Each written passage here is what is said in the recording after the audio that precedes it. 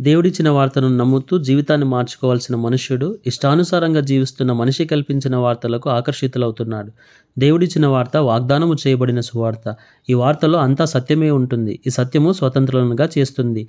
దేవుని చిత్తాలను నెరవేరుస్తుంది. మనిషి జీవితానికి కావలసిన ఇహలోక పరలోక ఆశీర్వాదాలను అనుగ్రహిస్తుంది. ఈ వాగ్దానము చేయబడిన వార్తను అనుసరిస్తున్న వారు కొందరైతే మనిషి కల్పించిన వార్తలకు అనేకులు ఆకర్షితులవుతున్నారు.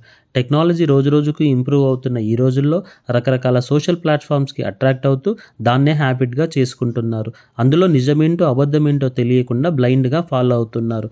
అందులో రియల్ ఇన్సిడెంట్స్ కొన్నైతే, ఇమాజినేషన్లో ఉన్నవి కొన్ని, ఫాల్స్ న్యూస్ కొన్ని, టార్గెటెడ్ న్యూస్ కొన్ని, ఇలా ఎన్నో రకాలుగా పీపుల్ క్రియేటెడ్ న్యూస్కి మనిషి అలవాటు పడుతూ లైఫ్ స్టైల్ని కూడా మార్చుకుంటున్నాడు. తనను సృష్టించిన దేవుని ఉద్దేశానికి దూరం అయిపోతున్నాడు. ఇది భయంకరము.